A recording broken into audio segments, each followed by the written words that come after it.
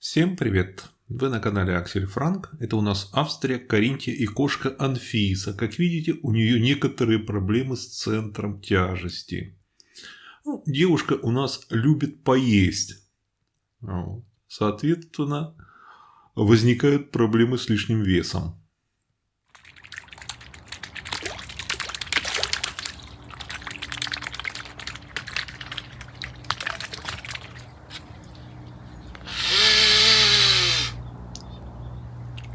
Анфисочка, тебя поприветствовали. Как видите, у нее абсолютно такие специальные отношения с лебедями. Она уже давно с ними дружит, их знает. Они для вида, для порядка еще на нее шипят, но на самом деле уже не боятся. У меня недавно шортс был на канале, как они мимо нее проплывают и, в общем-то, приветствуют друг друга, и особо уже никаких у них коллизий не возникает. А в этом ролике я в том числе расскажу про проблему с выходом к воде. Многие в комментариях пишут, ехидничают. Вот. Думаю, надо подписаться. Я расскажу, как так получается, что некоторые дома имеют выход к воде, имеют свой собственный пирс, как видите, и как бы не ограничивает ли это права других граждан. Прекрасная картина. Анфисия проверила, все в порядке, и куда-то направилась. Куда? И куда мы направились, эй? Вообще непонятно. Ой. Смотрю на нее с замиранием сердца. Куда интересно, мы направились? Провалится же, а? Нет, она упорно идет. Анфисочка. Она кошечка вообще специальная. Она в том числе имеет какие-то внутренние часы. Она знает время. Куда-то в обход пошла. А вечером в половине 10 должно начаться, вот сказать, раздача ветчинки и сеанс. И она четко знает, что к этому времени надо прийти. Приходит домой. Ну что, поела? Давай, где кавалер-то? Да, это насторожилась. Давай, кавалера зови. А она тоже смотрит на кошку. Сразу видно, что это она. А кошка у нас не понять, чего творит.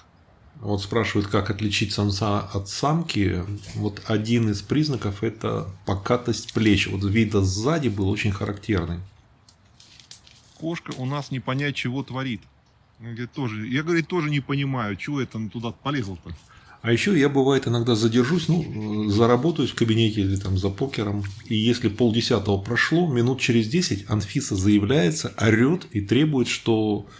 А почему ты задерживаешься? Мне же тут ветчинка положена. То есть, как она знает время? Понятия не имею, но она всегда четко знает время. Это меня облаяли. Мой друг пятнистый. Вот. Давайте я вам расскажу. Вот смотрите, многие дома, на нашей улице все дома выходят непосредственно к озеру, да, и, соответственно, есть забор, никто посторонний подойти к озеру, к воде в этом месте не может. Мне там всякое пишут в комментариях, в том числе, что мы там какой-то самозахват, и так далее. Ерунда полная. В Австрии правовое государство, тут самозахват себе дороже будет. Что же происходит? Раньше, еще лет 20 назад, можно было, участок на берегу озера, можно было получить разрешение на строительство непосредственно с выходом к воде. Сейчас такие уже не согласуют. Наш же дом, вот этот наш участок, он исторически так сложилось. В конце 60-х была сделана дачная улица. Пойдем. Местная община распродала дачные участки. Вот как тут мышей ловить? Вот сами, посудите сами. Как котик ловить мышей может при таких условиях? Немедленно покосите траву. Он не может зайти даже, Просто была земля, вот видите, у нас поле, да, вот тут поле, тут сельское хозяйство. Такое мясомолочное, животноводство, высокопродуктивное. А земля непосредственно у озера, она каменистая, она такая, траву не посадишь, корову погулять не пустишь, бросовая земля никчемная. Вот. И в свое время, в 60-е годы, нарезали такие участки тут по 1000 квадратных метров, 1200, вот так и примерно. и распродали желающим со всей Австрии под дачи. Ну, народ из разных регионов купил себе под дачу. То есть тогда это не считалось, что это какая-то ценная земля и так далее. Наоборот, ну, это была бросовая ненужная земля. Вот. И исторически сложилось так, что какое-то количество участков имеет выход к озеру. Да. Вот. Сейчас такое уже невозможно. Но то, что было сделано ранее, ну, как бы, опять же, право собственности, все это поменять, ну, не так просто. Хотя вопросы сейчас постоянно возникают, что да, очень маленький процент территории вдоль озер доступен для общего пользования. Но везде организованы пляжи. У меня есть ролик на канале, как это организовано, чтобы, так сказать, желающий там турист или тот, кто живет не на первой линии, мог искупаться, мог, ну, получить удовольствие от жизни возле озера или от отдыха на озере. Вода, водная поверхность, естественно, собственность государства. То есть у нас пирс над водой. Вот мы на ту площадь, которую пирс выдается над водой, мы платим арендную плату. Каждый год, ну, вот какое-то количество сотен евро мы платим экологическому министерству как арендную плату за вот то, что мы над водой построили этот пирс. Пирс у нас согласованный. Вот сейчас новый пирс согласовать уже невозможно. Но мы купили участок у тех собственников, которые получили вот под дачи тогда купили. И у нас этот пирс был. То есть, если пирс был, у нас руины пирса, у меня есть ролик на канале, в каком состоянии мы купили все это. Но были руины пирса. Благодаря этому нам согласовали новый пирс.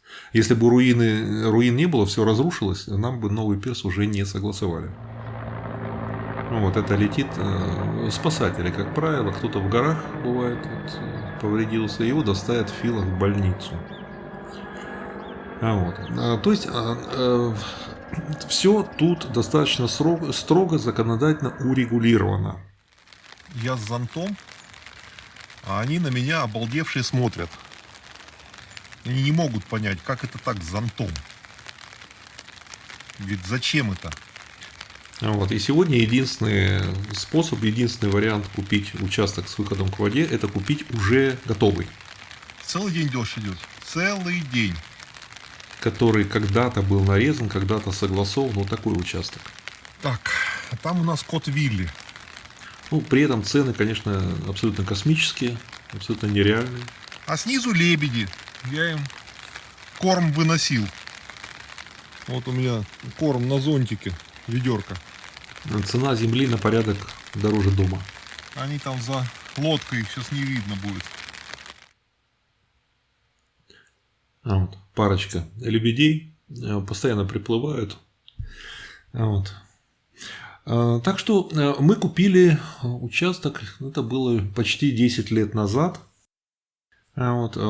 Просто пожилая женщина из Граца, из Штирии, ей досталось от родителей, вот этот достался участок. Ну, был дом абсолютно разрушенный уже, пирс был провален, там дерево все сгнило, все было запущено абсолютно, но она овдовела, у нее сил, возможности заниматься этим не было, приезжать тоже не приезжала уже.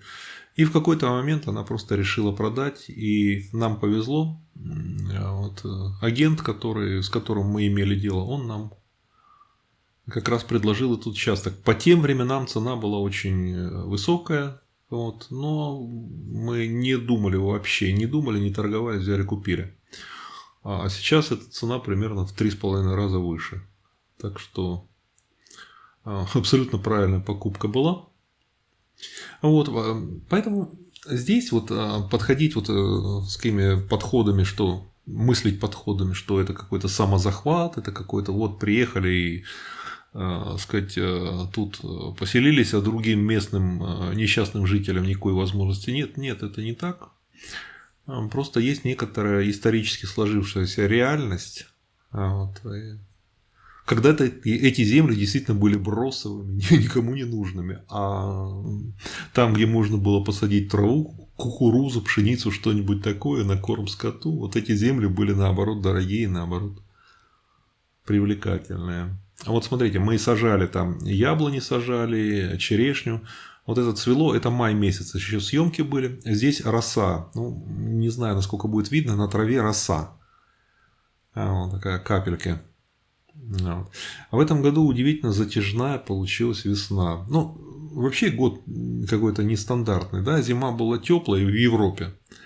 Вот. Ну, что было хорошо, в общем-то, что хорошо, потому что все вот эти энергетические проблемы, они мало коснулись, ну, практически не коснулись нас. Думаю, надо подписаться.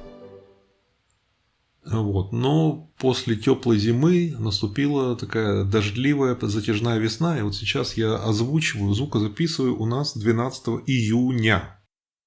Лето толком еще, ну, есть днем тепло, но каждый день к вечеру там грозовой дождь. А уровень воды в озере просто какой-то неимоверный, на несколько, так сказать, десятков сантиметров выше, чем должен быть. Ну, такой какая-то вот. Опять же, оказалось, что врут про всеобщее потепление. Да, зима потеплее была, зато весна похолоднее. В общем, надеюсь, ответил на ваши вопросы. Если что-то не ясно, задавайте, с удовольствием отвечу. На этом все. Пока. Пока.